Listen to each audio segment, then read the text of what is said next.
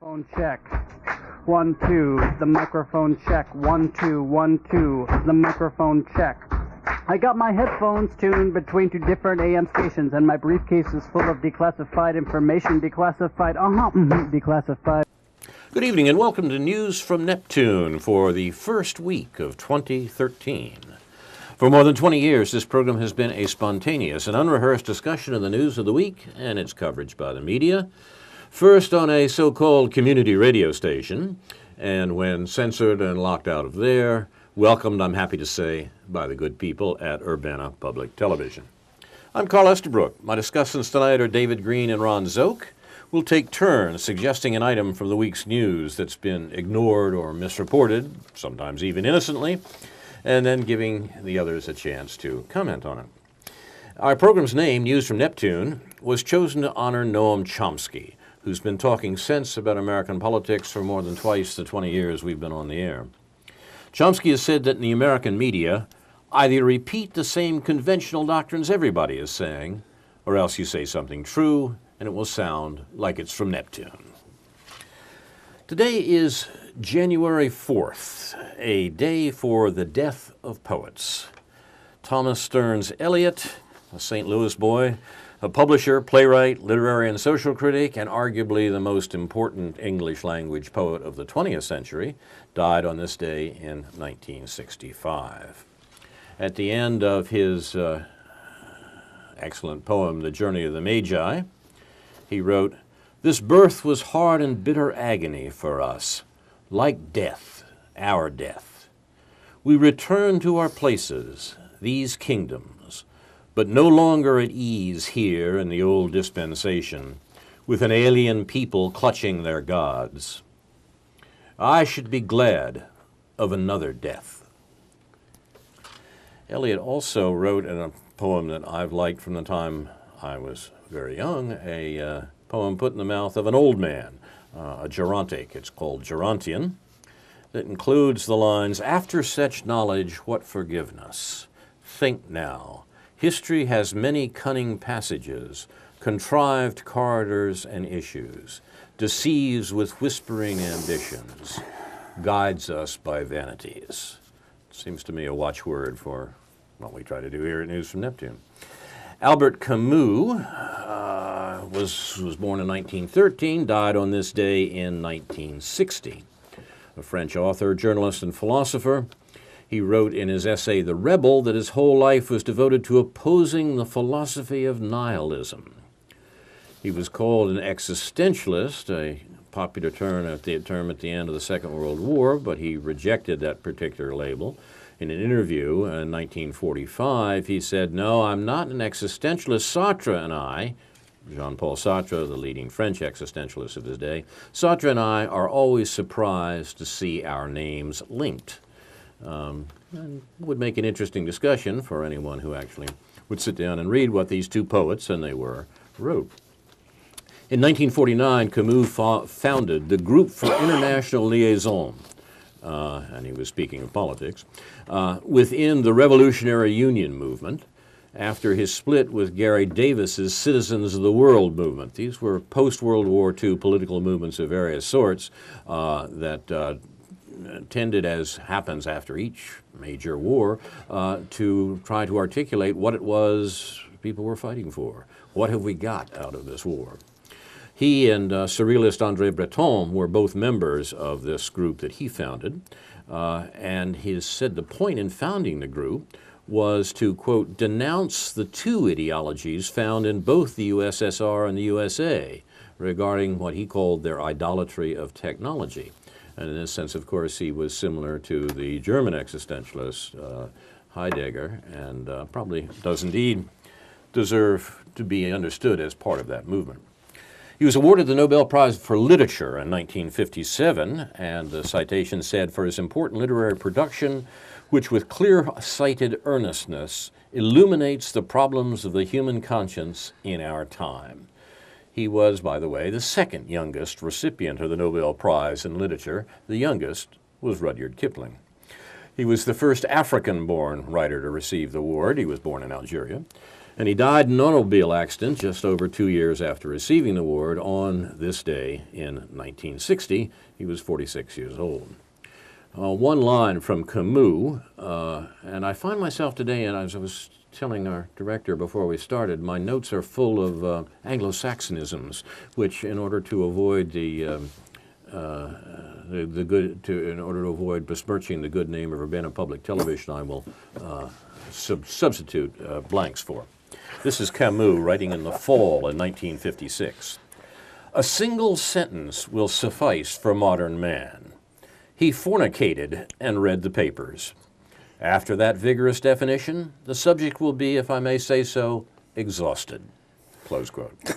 The only difference, it seems to me, between Camus' observation in 1956 and now is that we've stopped reading newspapers. Yeah. One of the colleges I taught many years ago had a colleague who called our Friday afternoon drink the Poets Seminar, where poets stood, P-O-E-T-S, stood for blank on everything tomorrow's Saturday. So you're watching News from Neptune on January 4th, the Poets edition, and Ron Szoke will take the first whiz. Well, I just want to say bleep, bleep, and bleep about that. To get in the spirit. Right? Yeah, right. Right. Okay. First of all, I comment on our wayward press. Who was it used to write that column? Or we have to call it more broadly the media now. And the media love to focus on themselves, to recite their own story about, insisting, by the way, generally that the most important story about anything is how they covered it. And so a lot of this navel gazing is kind of silly and superficial, it seems to me. But the Washington Post online had a recent story by Paul Farhi. As the horror unfolded in Newtown, Connecticut last Friday, dozens of news sources reported a striking element in the story that Nancy Lanza, mother of shooter Adam Lanza, was a teacher at the school where her son killed 26 people before killing himself. This was false. Yet the widespread reporting of the teacher story may have highlighted the news media's tendency to fill in the blanks on initially confusing and tragic stories, says Joseph Campbell, a communication studies professor at American University. So he calls this phenomenon, which happens often, narrative fulfillment, where you don't really know what's going on, and so you fill it in with something that will seem plausible to your readers or listeners or whatever it is. Some say that historians have to do this all the time. They don't have documentation for a lot of the things that happen. So they fill in the blanks with their guesses of what would be a reasonable or plausible story and make up a narrative out of that. What you can't do, of course, is just give a bare bones chronology of what you think happened or the most important things that happened. And there's an interesting book, which one? Is it the little book by the historian, British historian, about how some happening becomes a historical fact. E.H. Carr. Yes, that's it. About. Yeah. It's about some unfortunate who was kicked to death by a crowd in a certain point in English history. One of those things that ordinarily be ignored, and yet someone began to attach a lot of significance to this as a symptom of something else.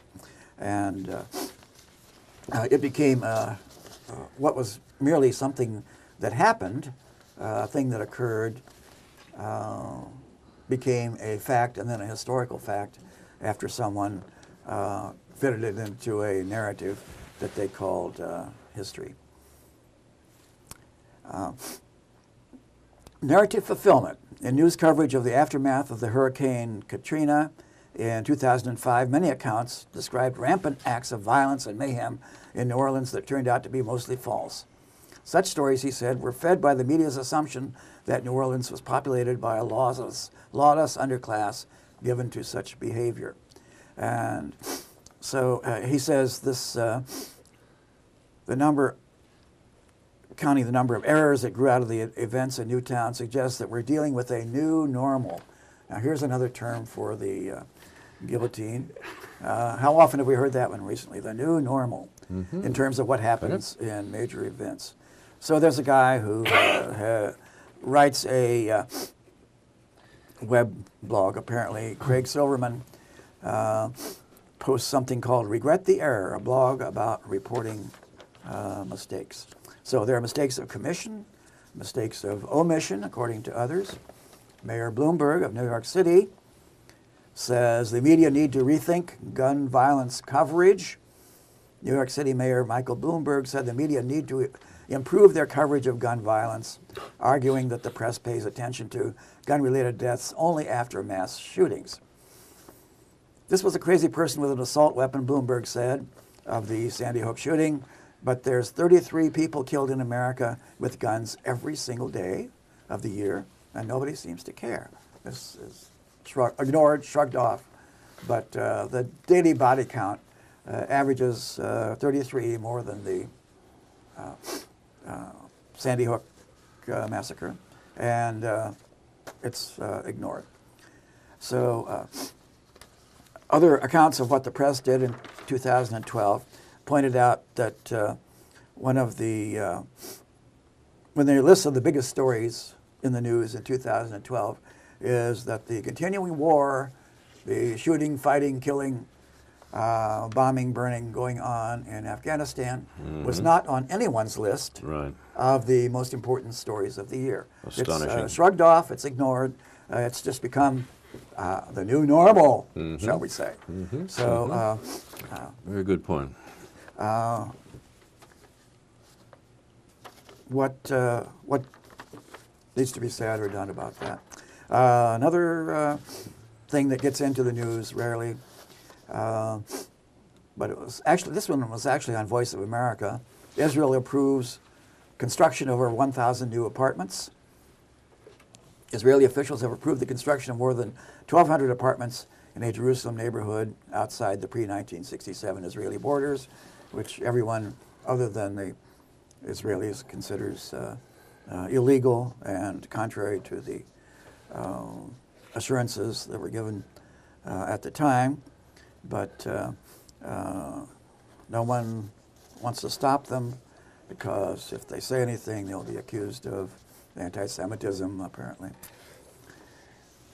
Suicide attempts increasing in crisis-stricken Greece. The number of people in Greece trying to kill themselves is rising as economic crisis deepens, according to official figures.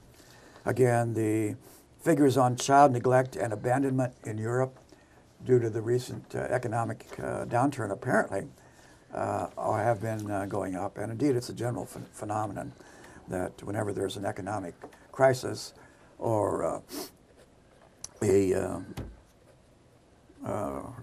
depression or recession, whatever, the figures for all kinds of social pathology typically go up. Suicide, murder, and this involves some investigation, I suppose. We have some figures on it, but every possible index of social pathology seems to be correlated with this kind of material condition of the population. Alcoholism, suicide, divorce, they're all out there waiting to happen again when the conditions become right. And to what degree we can attribute this to economic determinism and what? To just random fluctuations of the world spirit, the zeitgeist, I'm not ready to say, but maybe one of you will have an answer to that. And you've pointed out before, though, Ron, too, that whatever we might say about the absolute levels and the variations in the absolute levels, it's a matter of inequality that these social malindications peak. And that seems to me to be something that really should be part of our political reflection. Yeah, well, some people want to explain them by human nature, And as is often pointed out in social science methodology, you can't explain a variable by a constant. And if human nature is constant, then you can't blame it for a lot of these variations and fluctuations. Yeah, what we might mean by constant human nature, though, I think Yeah, may be open to some discussion. Yeah, too. certainly it is. Maybe we should go back to the press. David, you got a take on the wayward press? Well, yeah, well, that too. But I mean, one of the notions is one of those constant notions is that of evil, of human evil, and of course that's been brought up quite a bit since the Newtown shootings. And the question is, there will always be evil, and evil will find a way to get a hold of a gun and kill a lot of people. So one can acknowledge the existence of evil in various forms, but again, that doesn't explain how it manifests itself.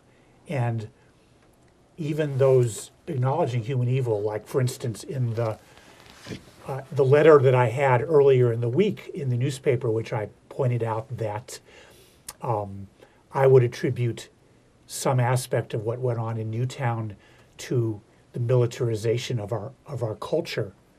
There was a cartoon above that by this conservative right-wing cartoonist Michael Ramirez, who's often printed in the News Gazette, and his cartoon was to demonstrate the roots of evil in terms of Adam Lanza's behavior, including family and some cultural aspect of violence, but certainly not military violence. So in the coverage of a related note to what you said, Ron, I read a couple of accounts of the drone strike in Pakistan yesterday that killed apparently a militant, what is referred to as a militant. And it didn't agree at all. As far as I can tell, I didn't go back and look at this, but they didn't agree at all as to whether this man was killed in his car or in his home or in some building at some meeting. It was clear that there was different stories going on out there. It was a case of what, narrative fulfillment, huh? Yes, yes. Yeah. Well, anything like that happens in Afghanistan is now immediately attributed to the Taliban, whether they had anything to do with it or not. I mean, what does it mean to be a Taliban or whatever? Well, this was actually a Pakistani militant in northwest in Waziristan. Yeah. But was was presented as a Taliban official, right, exactly. And there are lots of things going on there, a lot of personal feuds and so on that get out of hand. But should we expect a Ramirez cartoon, David, of a madman who's killed by conservative estimate, I think, as Ron mentioned before we went on the air, 176 children in the region, and the roots of his evil, do you suppose? Or perhaps Michael Ramirez won't turn his pen to that, huh? I think that the safe area to talk about, and in this context, I would say that I think the notion of mental illness has been misused in this context, or exploited in some way. Yes. Yeah. And I think that needs to be talked about. I mean, I'm all for mental health or more widespread treatment of mental health problems, mental illness problems, but I'm not at all happy with the way it's been used subsequent to this, and I think it evades the kind of social context which I referred to in my letter regarding our military affairs, the availability of weapons. The cultural aspect has, I think, one cultural aspect is military video games or video games. That I mean that's fair game, so to speak. But it's pretty clear that you have to sort of marginalize certain aspects of explaining the sociological context of such things. I think that's an important theme, our tendency to subjectivize everything, to attribute it to what's going on in the head of some crazy person, and without talking about the social context that enables and that kind of behavior and makes it seem all too plausible and make it seem like the new normal. It should be it would be a mistake to attribute the murders that the United States government is carrying on right now to one sociopath in the White House. In other words, we have to look at the social context in which that sociopath is working and the circumstances that putting him in a position to kill children in Pakistan. So it's there's interesting psychologist Philip Zimbardo who has written about the roots of evil and putting people in a different context, a social kinds of pressure that will be exerted on them can do things to really transform people's behavior and personality. One of the biggest fallacies in social psychology is what's called the attribution fallacy of attributing people's behavior to some kind of innate permanent tendency within them. And to a remarkable degree, although people don't like to hear this, their behavior is very much influenced by the social context in which they do things. The classic experiments on obedience, Milgram. by Stanley Milgram. Stanley Milgram. And people will do, under the right kind of social pressure, all kinds of things, suggestible things that they think they would otherwise swear they absolutely would not do. And it's amazing. There are even the very simple things that were seen in the old candid camera clips by Alan Funt.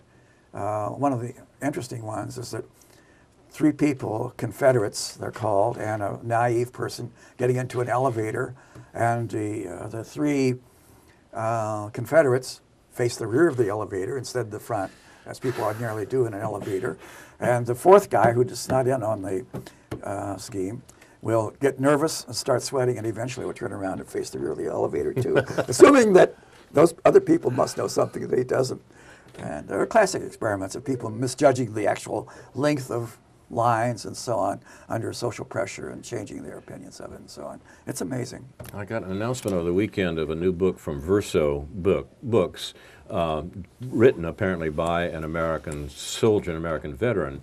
The title is something like "We Were Not Always This Way." It's about American soldiers who were incorporated into the torture regime, brought into the torture program once they became American military, and he tries to account for it on the sorts of lines you're talking about. But this is tied up, I'm not sure the connection's made in the book, but I wouldn't be surprised, with this rash of suicides that you referred to in the American military. Apparently, for the entire year, more American military died by suicide than by enemy action, as they say.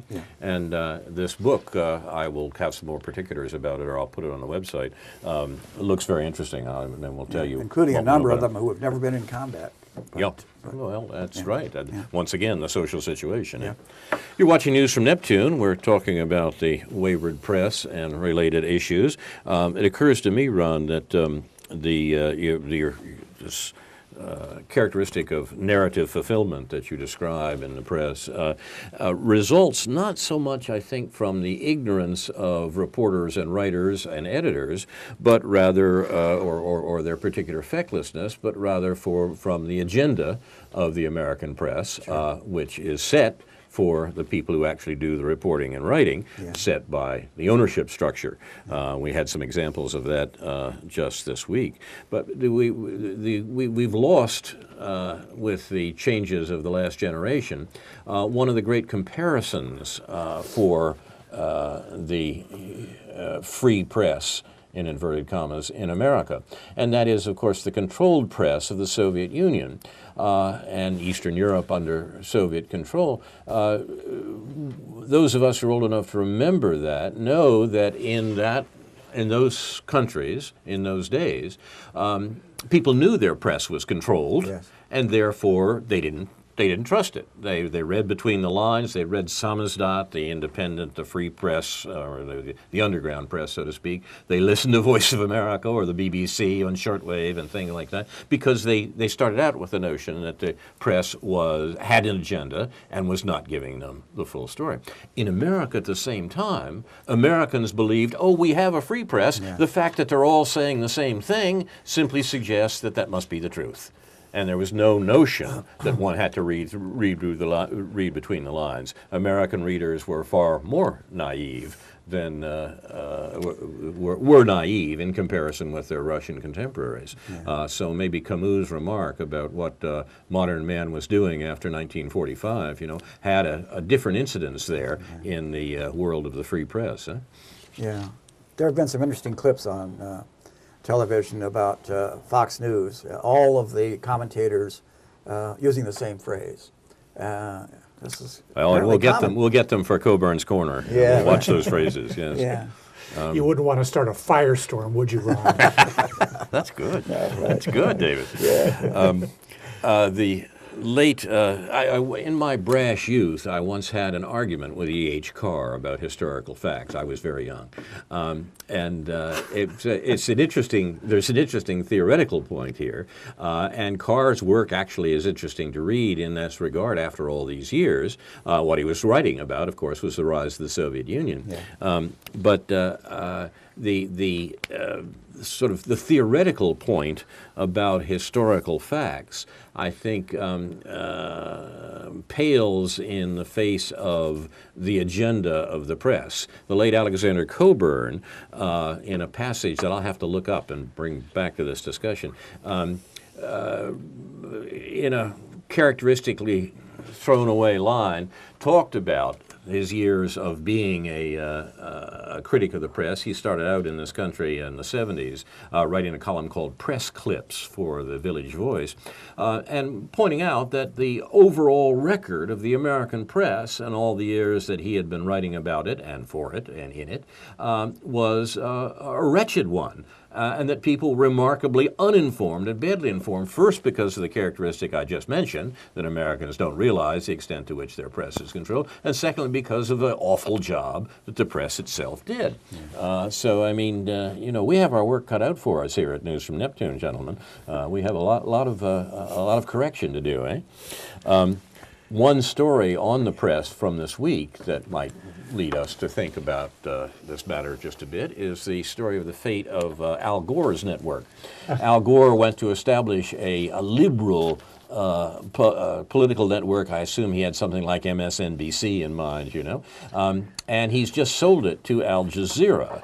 And it was pointed out by some of his critics that he managed to sell it before the calendar end of the year so that would do it under the Bush tax rules, not under tax rules that would penalize him somewhat more, slightly more, in the new year. Make of that what you want. More importantly is the notion of Al Jazeera and Al Gore's liberal network. Al Jazeera itself, and we're beginning to hear about this some more in this country, has more and more come under the control of the politics of the Emir of Qatar, who owns it, and has become less and less reliable as an account, particularly of affairs in the Persian Gulf, regarding the Syrian war, the American campaign against Iran. All of this has been tilted in the direction of the agenda of Qatar. This is unfortunate because Al Jazeera for a while was a relatively independent notion, and when Americans complained to the Emir of Qatar that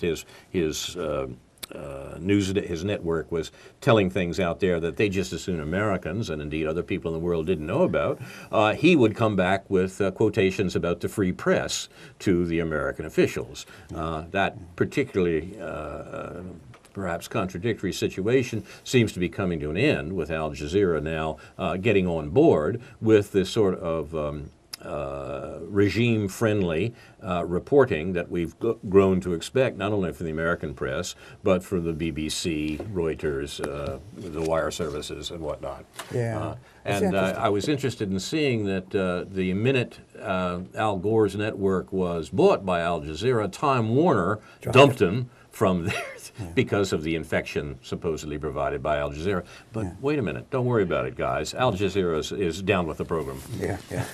And and for that reason, they'll be back probably. Yeah. Exactly. Time Warner will probably have a change of course, so to speak. Yeah. What's interesting is how little we're hearing even from them about the situation in Bahrain, which is horribly oppressive. Mm-hmm. But there's an major American base there, and the Arabian Gulf. And Precisely right. Yeah. and in the context of their support for the Syrian uprising and the Gulf state sponsored aspect of that horrible conflict. You're watching news from Neptune.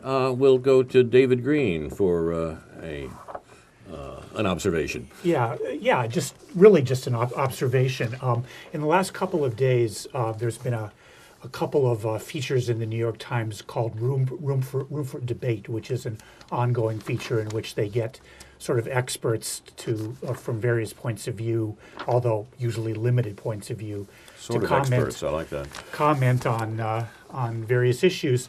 It was interesting the last couple of days. I know I often refer to both on this program and in my writing, the Center for Economic and Policy Research, and a couple of reliable people who work out of that think tank in Washington, that small, underfunded think tank in Washington, as opposed to the American Enterprise Institute and Heritage and places like that. Those two people are Dean Baker, the economist, and Mark Weisbrot, who I think is an economist also, but spends more time, I think, with foreign policy. In the last couple of days, these Room for Debate features on the New York Times op-ed page have featured, first of all, a debate about Social Security and its relation to the national debt. And I found it provocative yesterday that Dean Baker was invited to submit one of those comments under the room for debate. And it was very much in the context that the New York Times seems to be giving up the ghost that Social Security really is in trouble, really is a problem. Most of the writers that were invited to comment on this certainly didn't buy into all this fear-mongering and this fix the debt propaganda about the relationship between Social Security and the national debt, or the fact that Social Security is underfunded and won't be able to afford to pay to function for young people now. So that was one, and then today there's in contrast, even though Mark Weisbrot was included in this panel of 7 or 8 people. The topic is Venezuela after Chavez. And in contrast to sort of giving up the ghost on Social Security, they're definitely not giving up the ghost in terms of all the demonization of Chavez and all the misinformation that Mark Weisbrot was fairly lonely in trying to counter in his submission to those comments. Among those 7 or 8 comments, his is definitely the most informed, perceptive, and reliable, and sort of unideological in the sense that he's simply describing the fact that Chavez is popular in Venezuela, and the trends that he's begun, whatever the problems are in sustaining those trends, aside from the opposition of the elites in Venezuela and in this country to those trends, are likely to continue whether he lives or not. And so we see the contrast between the New York Times approach to a topic which apparently they no longer have any use for trumpeting this notion, or if they ever did seriously. I mean, certainly Paul Krugman never has, for this idea that Social Security is somehow in trouble. But in terms of a foreign policy issue, an important foreign policy issue that says a lot about our global power and our power to influence events in a region which we have historically controlled very tightly, they're still hanging on to this idea that Venezuela is somehow the problem and in trouble, and that Chavez is this sort of demonized figure. Yeah. Same thing happens in the case of Cuba.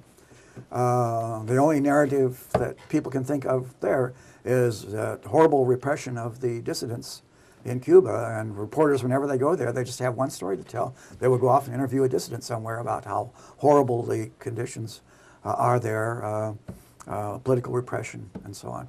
And they can never find anything else to write about, it seems.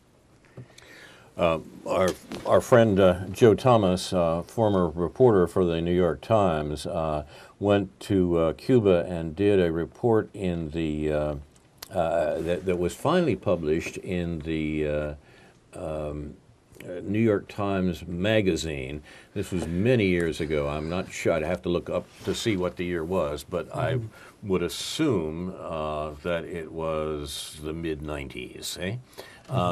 And Joe, who taught on the faculty of Little University down the street after resigning from the Times, had reported on Northern Ireland, had been the Northern Ireland correspondent there for a long time, and wasn't down with the program, wasn't reporting the story of Northern Ireland the way the American or the British government wanted reported. So they got her off that and sent her to something else, including this very interesting article on Cuba, because she managed to avoid the phenomenon you're talking about, Ron, to some slight extent. She talked, for example, about the medical advances made in Cuba. She talked about the Cuban expansion of sending medical professionals and so forth throughout Latin America, the circumstances that led to the fact that Chavez is being treated for his cancer in Cuba. You know, and this under an American embargo, an American blockade, and so forth. And that was one of the few times I've seen in the New York Times something like that said, and it was by a reporter who was literally on the way out of the newsroom in the New York Times at the New York Times when this was published. Related story that we're getting out of events in China. The master narrative about China is political repression by the communist government and so on. And yet a counter story has started to appear. Think of all the money to be made if we have good relationships with China. Big bucks there. What was it? Someone's funny remark that there are, 1 billion people there, 200 billion armpits to be deodorized, and so on. Good heavens.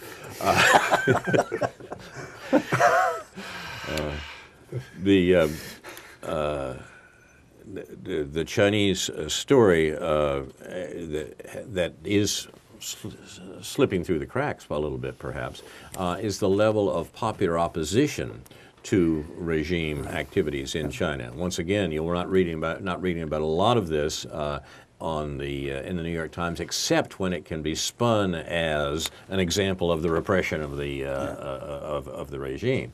When it's an example of popular input into the governance of China as it is today, somehow those stories don't quite get the same significance. David, I wonder if you are being optimistic about the Times' reflections on Social Security. I mean, I hope you're not. I hope, in fact, that some truth may prevail in how the Times chooses to treat this matter.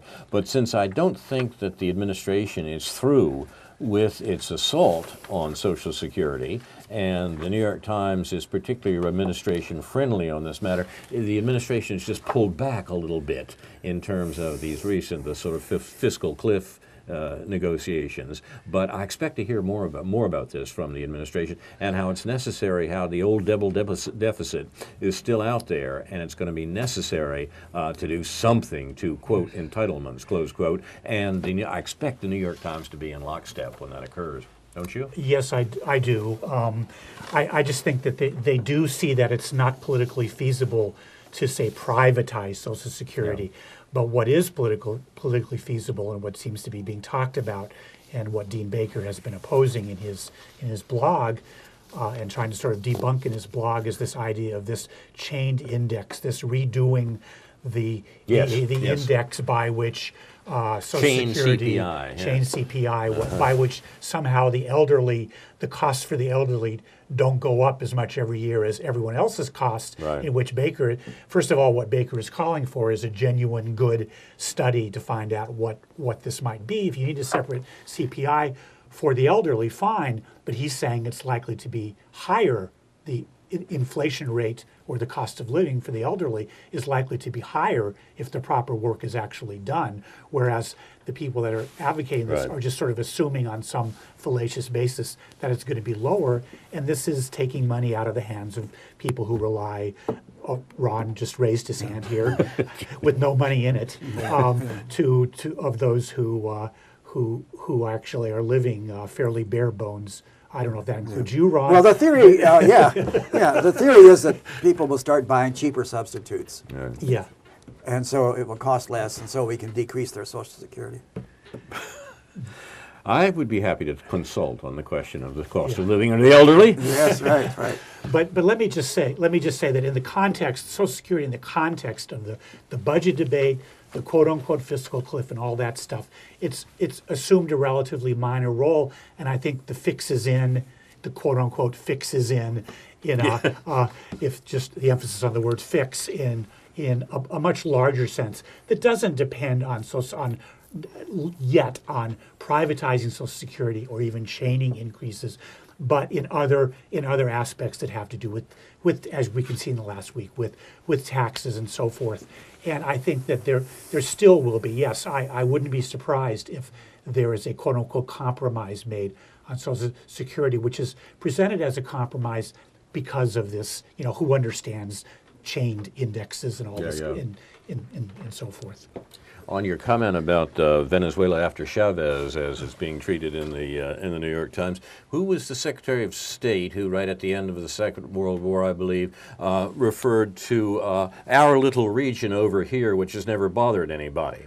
He was talking about Latin America. He was talking about the Western Hemisphere, and he was suggesting that the rest of the world shouldn't pay any attention to what the U.S. is doing there because it is our little region over here that has never bothered anybody. Now there's Chavez's sin. Chavez has been part of a movement of a number of leaders of his generation, and much more importantly of popular movements of his generation, who have challenged that. And that is a very great crime, a great crime that the New York Times will not look away from, I'm sure, anytime soon, whether Chavez lives or dies. There's more to be said here. Our friend Mark Weisbrot, or our related colleague in a way, yes, certainly, notwithstanding, but still a little minor movement in the limits of allowable debate. Exactly. We don't want to be seen as being too chintzy here on use from Neptune. Let's give a tiny bit of credit where a tiny bit of credit is due. Precisely right. Even though it's probably not due. The story that I wanted to mention was the fact that President Obama signed the 2013 National Defense Authorization Act very quietly and without fanfare. There's much talk about signing the fiscal cliff stuff, but remember last year's NDAA, National Defense Authorization Act, the bill is basically designed to pay for what the Pentagon does, eh? That's national defense in our locution. Right. A word for Coburn's Corner. We don't hear about spending. That's right. That doesn't come up somehow. But in any case, he signed it quietly. Remember last year he signed the 2012 version on New Year's Day, in fact on New Year's Eve, probably the blackest black hole news hole of the year.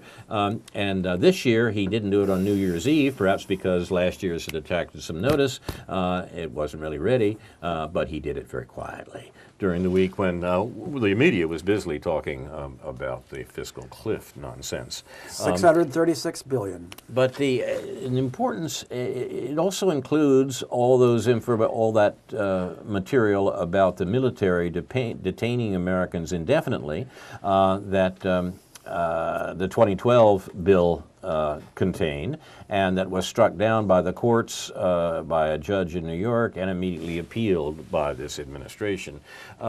Chris Hedges, whose material is very much worth reading, had a comment on that this week and on what the administration is doing. Remember, this is the administration, not just the Congress. People are talking about what the Congress has done. This is Obama's program, the indefinite detention. Unconstitutional as it obviously is, this has been part and parcel of what the Obama administration did and indeed said since it came in. The Bush administration said it too. The Obama administration has done it better.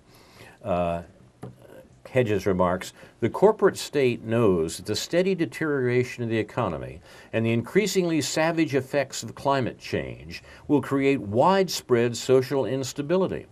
It knows that rage will mount as the elite squander diminishing resources, while the poor, as well as the working and middle classes, are driven into destitution. It wants to have the legal measures to keep us cowed, afraid, and under control. It does not, I suspect, trust the police to maintain order.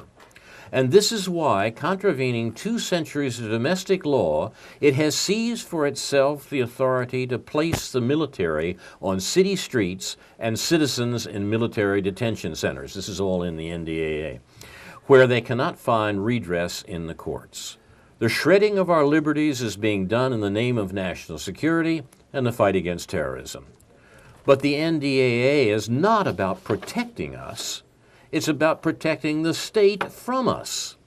That is why no one in the executive or legislative branch is going to restore our rights.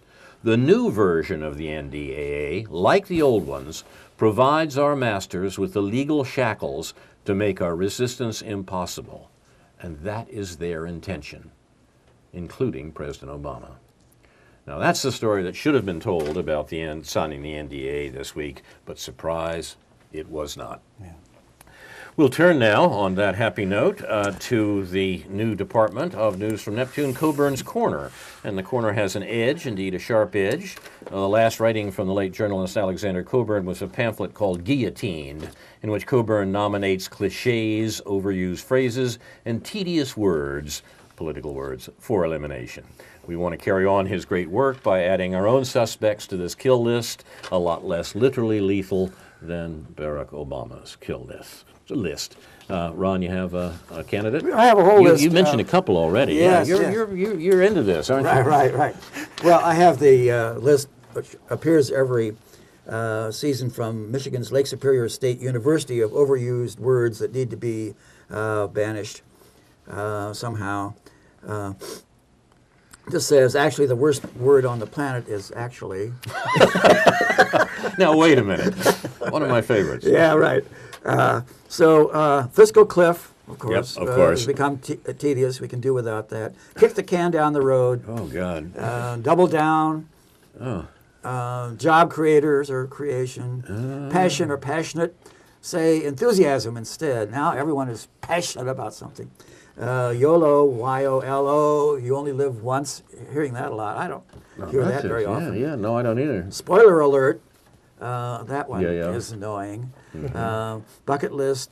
Trending. What's trending now? Superfood. Falls prey to the old, what does this even mean question. And, okay, a couple of others. Guru and boneless wings. Why don't we just call them chicken pieces? You're beginning to sound like Lewis Black now. Yeah, right. Yeah. And I have my own list of rhetorical terms of devaluation of what other people say, which I'll take up on a different occasion. The things that You looking at me? we will say about what other people have said. The 3 most colorful ones that I like are poppycock, humbug, and flapdoodle, but we'll get to that. I like them. I later. like them. Yeah, I especially like poppycock, Yeah. which apparently derives from a Dutch word for a pile of very soft. Back Anglo-Saxon, right? Yeah, fecal matter. Right. Yeah, thank you, Ron. That's a good help. You like any of those particularly, David? Or you have candidates of your own? I've only got one thing I could sort of come up with. This is probably more serious than this thing merits, but I'm not sure. But the notion, one of the evils that was attributed by the cartoonist mentioned before to the shootings in Newtown was the notion of unearned fame. And I've noticed this a couple of times. I've heard Rush Limbaugh refer to it on one of the rare occasions I've heard Rush Limbaugh in recent months. And the notion of unearned fame has become kind of a right-wing talking point about one of those things that's wrong with our culture. Certainly, I guess one can say there is a lot of unearned fame in our culture, and whatever that might mean, fame is fame. And who decides what's earned or what's not earned. But in this very serious context, the notion that somehow you could point to something called unearned fame as being the cause of this horrible thing seemed to be quite a trivialization of something so heinous. And I think it's really the earned fame that we have to be concerned about. And of course, on News from Neptune here, we're happy with our well-deserved obscurity. Well, I think this results from a confusion of... And that's what makes it so virtuous. Yeah, confusion of fame with publicity. I mean, Yeah. there are a lot of things that get publicity that have Yeah. no relationship to the Yeah. the ancient and honorable notion of fame. People became famous because they've done something for the group, for society, and so on. Precisely. But now it's all about publicity, and as a lot of PR people know, there's no such thing as bad publicity. Just And getting into the news, and some people know how to do it, like Rush Limbaugh or whatever, by saying completely outrageous, absurd, crazy things. And the famous slides into the infamous, word that we don't quite use anymore. Right. It disappears, right? My candidate for Coburn's Corner is a basic Americanism, not a four-letter word, which we've been on our minds today, but actually even a three-letter word. It's got. Got. As in Barack Obama got bin Laden. Now, it turns out that this basic Anglo-Saxon word is working as a euphemism here. We got bin Laden. We don't say, by the way, none of us say that he got 176 children that we know of in Pakistan, but he got bin Laden, and this was important, or so the Democratic candidate for president thought at the time he talked about how he got bin Laden. The real word, of course, was murder. He murdered bin Laden. And I'm quoting now here Noam Chomsky, when heavily armed elite troops capture a suspect unarmed and defenseless, accompanied by his wives, and then shoot him, kill him, and dump his body into the ocean without an autopsy, that's sheer assassination. And notice I said suspect. The reason is because another principle of law that goes back to the 13th century, he's quoting our friend Peter Lonbaugh's book on the Magna Carta here, that a man is presumed innocent until proven guilty. Before that, he's a suspect. In the case of Osama bin Laden, the United States had never formally charged him with 9/11, and part of the reason was that they didn't know that he was responsible. In fact, 8 months after 9/11, and after the most intensive inquiry in history, the FBI explained that it suspected that the 9/11 plot was hatched in Afghanistan, they didn't mention bin Laden, and was implemented in the United Arab Emirates, Germany, and of course the United States. That's the FBI 8 months after the attack, and there's nothing substantive that they've learned since then that does more than increase the suspicion. My own assumption is the suspicion is almost certainly correct, but there's a big difference between having a very confident belief and showing someone to be guilty. And even if he's guilty, he was supposed to be apprehended and brought before a court. That's British and American law going back 8 centuries. He's not supposed to be murdered and have his body dumped without an autopsy, but support for this is merely universal. Actually, Chomsky says, I wrote one of the few critical articles on it, and my article was bitterly condemned by commentators across the spectrum, including the left, because the assassination was so obviously just, since we suspected him of committing a crime against us. And that tells you something about the significant, I would say, moral degeneration running throughout the whole intellectual class. And yes, Obama has continued this and in some respects extended it, but it hardly comes as a surprise. The rot is much deeper than that. Close quote, Noam Chomsky. That seems to be right. And when we talk about how, hey, Obama got Osama bin Laden, we should remember that a better use of language is here indicated. The previous for us. euphemism was take out. Yeah, which was one of, interestingly, which was one of Obama's favorites. I noted that when in the 2008 campaign, that it was one of his favorite usages too. So, very strange. You've been watching news from Neptune. Our program is named in honor of Noam Chomsky, whom I was just quoting. And this has been the January 4th, 2013 edition, the Poets Edition, Poets. If our program interested you, you might want to look for similar programs here on Urbana Public Television, now not only on cable, but streaming online at urbanapublictelevision.org. On Saturday, tomorrow, 7 a.m., The David Pakman Show, Best of 2012. 2 p.m., News from Neptune, this program repeated. 3 p.m., The Populist Dialogues from the Alliance for Democracy. This week, Evan Preston, a fellow from OSPERG, the Oregon State Public Interest Research Group, discusses the new OSPERG Demos report, $1 Billion Megaphone, on the changing nature of money in politics, changes due in part to the 2010 U.S. Supreme Court Citizens United decision. Big special interest and largely secret donors are drowning out the voices of ordinary people. I'm reading a copy here. It's worth discussing. Fundamentally undermining our democracy. Evan discusses the various types of organizations giving money, the role of dark money, and what it is, and reforms required to add transparency to the giving. Noting that money is property, not speech, Evan advocates for the public funding of elections, as well as a constitutional amendment to overturn Citizens United and the early Buckley v. Vallejo decision. As I say, I think all of this is quite debatable, but it would be interesting to see what the Populist Dialogues do with this 3 p.m. tomorrow afternoon on this station. Saturday, the 6th, at 7 a.m., the White House Chronicle. At 10 a.m., the special Russ Feingold, former Wisconsin senator, will speak on While America Sleeps, a wake-up call for the post-9/11 era, recorded last September at the Friday Forum lecture series on the UI campus. At 3:30 p.m. on Sunday, the Populist Dialogues, the program I was just talking about, rebroadcast. At 4 p.m., our friends Jim Iman and David Johnson with Labor's Worldview.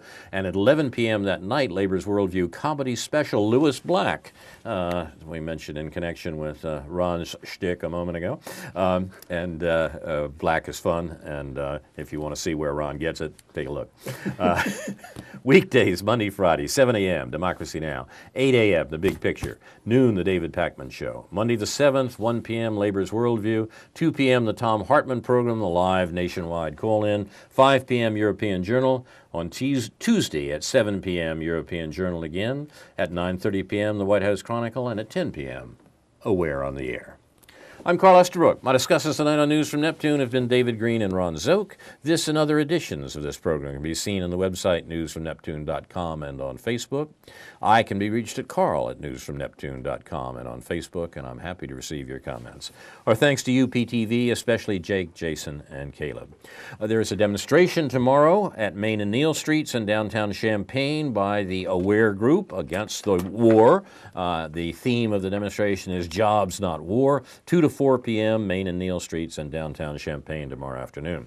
And inshallah, we'll be back next week with a new edition of News from Neptune to remind you, in the words of Edward de Vere, what's past is prologue, what to come in yours and my discharge. In the meantime, confusion to our enemies, and a good night to you.